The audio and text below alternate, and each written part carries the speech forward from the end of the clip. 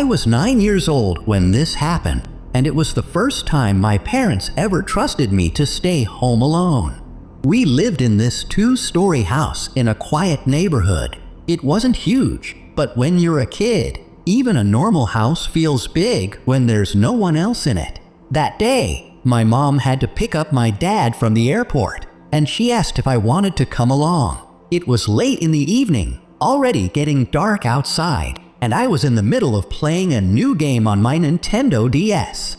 I told her I'd rather stay home. She hesitated for a second, like she didn't love the idea, but she said they'd only be gone for an hour or two. She gave me the usual speech: don't open the door for anyone, keep the doors locked, and call her if I got scared. Then they left.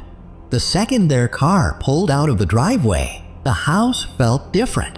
It wasn't just quiet, it felt hollow. Every sound stood out more than usual. The hum of the refrigerator, the ticking of the wall clock, even the air vents clicking as the heater turned on. At first, I liked it. It felt like freedom. I made myself a bowl of cereal and sat in the living room, playing my DS on the couch with the TV on for background noise. The light from the screen was the only thing really lighting the room, and the shadows in the corners of the house looked deeper than they normally did. I kept glancing toward the stairs. I don't know why. I guess because upstairs was where the bedrooms were, and bedrooms always felt creepy at night.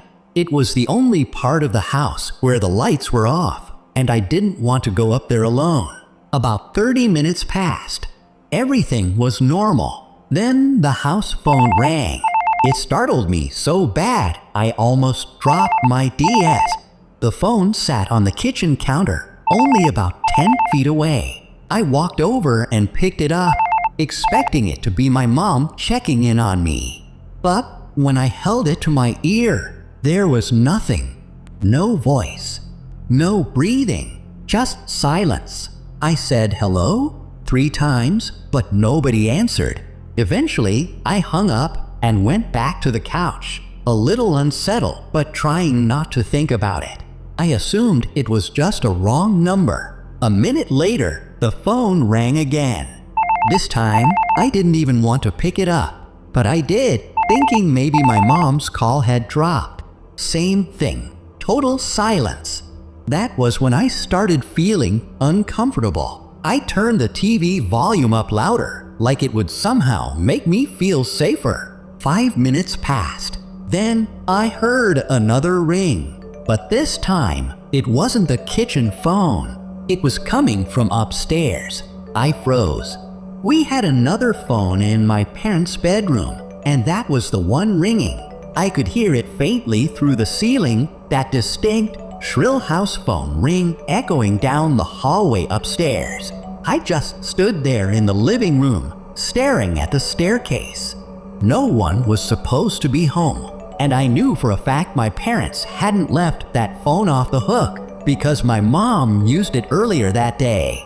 It rang over and over. I wanted to ignore it, but it kept going, and something about it made my stomach feel tight, like someone was upstairs waiting for me to answer. Finally, I worked up the courage to climb the stairs. Each step creaked under my weight, and the air upstairs felt colder than downstairs. The hallway lights were off, so I had to feel my way along the wall until I reached my parent bedroom door. The ringing was loud now, echoing right behind that door. I reached for the handle and slowly turned it. The room was completely dark.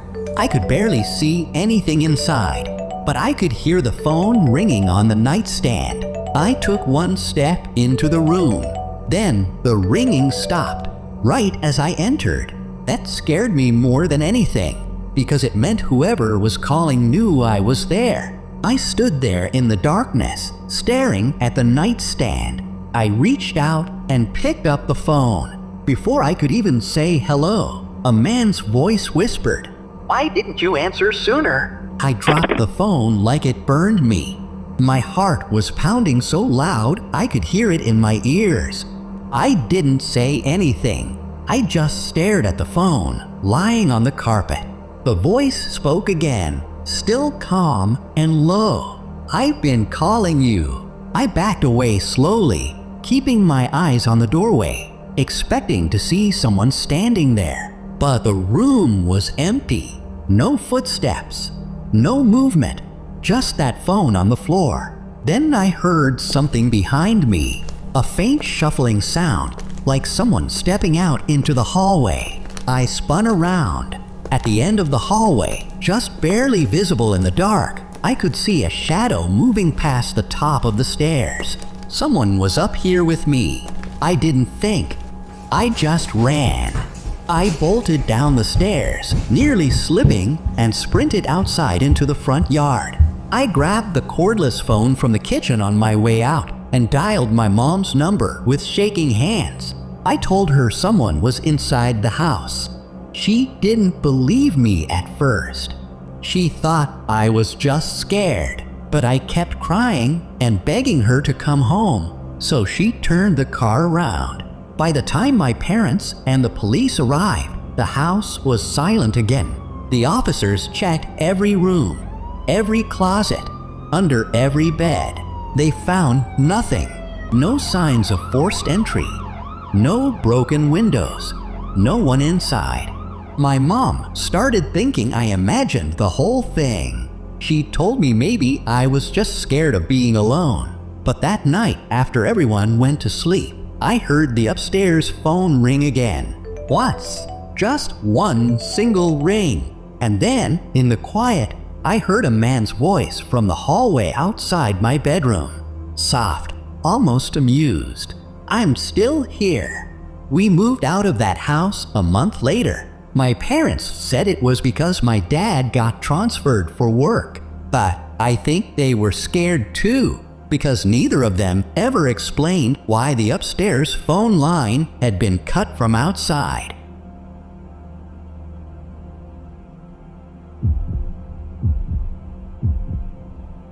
This happened when I was 11 years old, and to this day, it's the reason I can't stand answering unknown numbers. My parents both worked late shifts back then. My dad was a truck driver, and my mom worked evenings at a hospital. Usually, one of them was home by the time it got dark, but one night, they were both stuck working late. So, for the first time, I was completely alone in the house. It was around 8:30 at night. I remember because I was watching reruns of a cartoon on TV and eating microwave popcorn. I had every light in the living room turned on because the darkness outside the windows made me nervous. The house felt normal at first, just quiet, peaceful. Then my mom called, or at least I thought it was my mom. The house phone rang, and when I picked it up, I heard her voice immediately. "Hey, sweetheart," she said, sounding rushed. "I forgot to tell you something before I left." I felt relieved hearing her. It made me feel less alone. "What is it?" I asked. She paused for a second, like she was thinking. "If anyone comes to the door tonight," she said, "don't answer it. Not for anybody. Even if they say they know us. Just stay in your room and wait for me to get home." That seemed a little weird, but my mom was always cautious. I figured maybe something happened in the neighborhood. "Okay," I said. Then she added, very quietly, "And if someone calls and pretends to be me, hang up." The line went dead. I just stood there holding the phone, confused. I assumed maybe she got disconnected, so I went back to the couch. A few minutes later, the phone rang again. I picked it up without even thinking. "Hey, honey," my mom's voice said, cheerful this time. "Just wanted to check in and make sure you're okay." I felt my stomach drop. It sounded exactly like her. Same tone, same warmth, but I remembered what she said earlier. If someone calls and pretends to be me, hang up. "Mom?" I asked cautiously. "Yeah," she replied. I listened carefully. There was something slightly off. Her voice was a little too perfect, like someone trying to copy her, like an actor playing my mom. "What are you doing right now?" I asked. "Driving home," she said. "I should be there in about 20 minutes. That didn't make sense. She had just told me she was working late. I didn't say anything else. I just slowly hung up. My hands were shaking. I ran to the window and looked outside. That's when I saw a car parked across the street from our house. It had its headlights off, but the engine was still running. I could see exhaust drifting in the cold night air. Someone was sitting inside, watching the house. The phone rang again. This time, I didn't answer it. It rang over and over, echoing through the empty house. Eventually, it stopped, and then I heard something else. A knock at the front door. It wasn't loud, just a slow, deliberate tapping, like whoever was outside didn't want to attract attention. I backed away from the door and hid behind the couch, holding my breath. Then I heard my mom's voice again, but not from the phone, from the other side of the door. "Sweetie," she called gently. "It's me, I'm home." I felt frozen. I wanted to believe it was her, but something in my gut told me not to move. "Can you unlock the door for me?" she asked. I didn't answer. Her voice became more urgent. "Please, honey, it's cold out here." I slowly crawled toward the window and peeked through the blinds. The car was still there, and the person standing at the door wasn't my mom. It was a man, tall, broad shoulders, wearing a dark jacket and a baseball cap pulled low over his face. But the voice coming from him was hers. "Open the door," he said again, using her tone perfectly. That was when I realized something horrifying. He had recorded her voice, or somehow learned how to mimic it. I crawled backward and ran to my bedroom, locking the door behind me. I pushed my dresser in front of it and hid under my bed, clutching the cordless phone. Then I heard the handle on the front door jiggle, slowly, testing the lock. Then the man spoke again from downstairs, this time not pretending. His real voice was low and rough. "I know you're in there," he said. I covered my mouth to stop myself from crying. He started walking through the house, opening cabinets, moving things around. I could hear him getting closer to the stairs. Then the phone in my bedroom rang, the same cordless phone I was holding. The caller ID display lit up. It said, I stared at it, terrified. Then I answered, and I heard her voice again, whispering. "Don't make a sound," she said. "He's still downstairs. I called the police. They're on their way. Stay hidden. No matter what you hear." I didn't reply. I just nodded, even though she couldn't see me. That was when I heard footsteps outside my bedroom door. Then the man's voice. "Sweetie," he said, using my mom's voice again. "Come out. I just want to talk." I stayed silent. The doorknob began to turn, slowly, then stopped. A few seconds later, I heard police sirens outside. The footsteps retreated down the hallway. I heard the back door open and slam shut. When the police came in, they found muddy footprints all through the house, but no one inside. They asked if I knew who the man was. I didn't. But what scared them the most wasn't the break-in. It was the recording device they found in the kitchen. It was sitting on the counter, still playing a loop of my mom's voice, saying, "Open the door for me," over and over and over.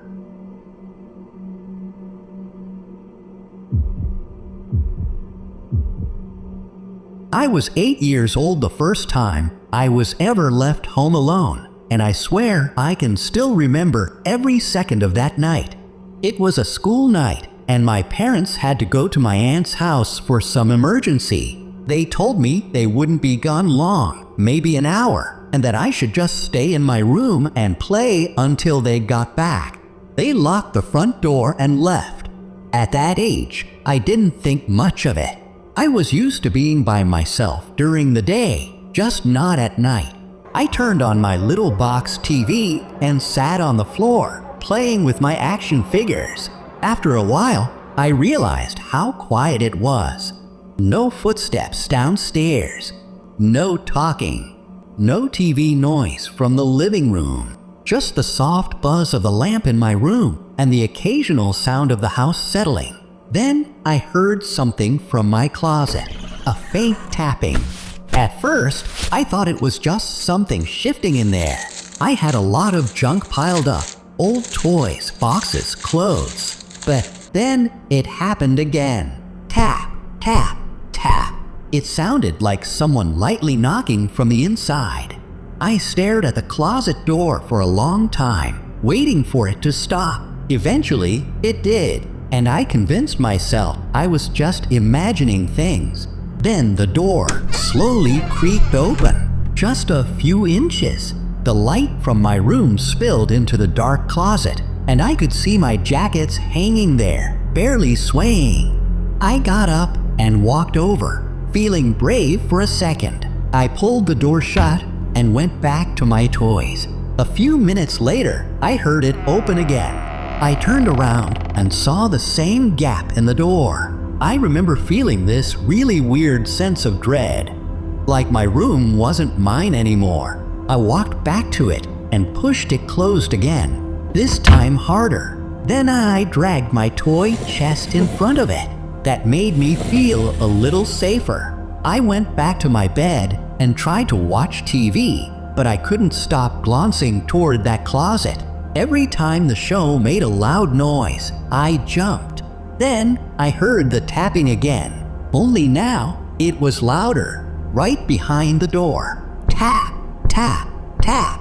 I didn't move.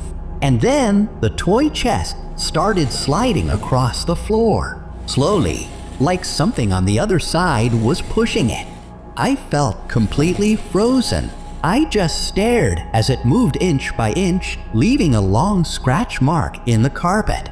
When it finally stopped, the closet door swung open, wider, wider, until it was fully open.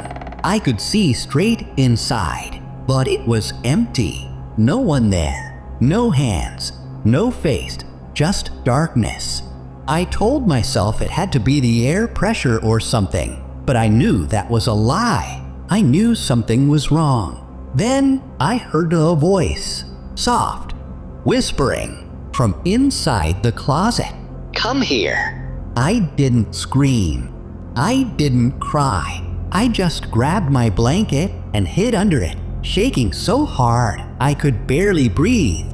I heard footsteps in my room, slow and heavy, like someone walking in socks. They stopped right beside my bed. Then I felt the blanket get pulled off of me. I was staring straight at the empty room. The closet was still open, but nothing was there. No one in my room, no one in the hallway, just silence. A few minutes later, I heard the front door open downstairs. My parents were home. I ran out of my room and told them everything. I was hysterical, crying and trying to explain what happened. My dad went upstairs and checked my closet. He said it was just my imagination, that there was no one in there. But when he came back down, he looked shaken because he found my toy chest pushed halfway into the closet from the inside, and there was something scratched into the wood on the back of it. 4 words, "I'm still here, kid." That night, I refused to sleep in my room. My parents thought it was just childhood fear. But for the next 2 weeks, every night at exactly 2:17 a.m., the closet door would creak open by itself, no matter what we put in front of it. Eventually, my parents had the entire closet removed and boarded up. They told me it was to help me feel safe. But sometimes, late at night, I can still hear that faint tapping. on the other side of the wall.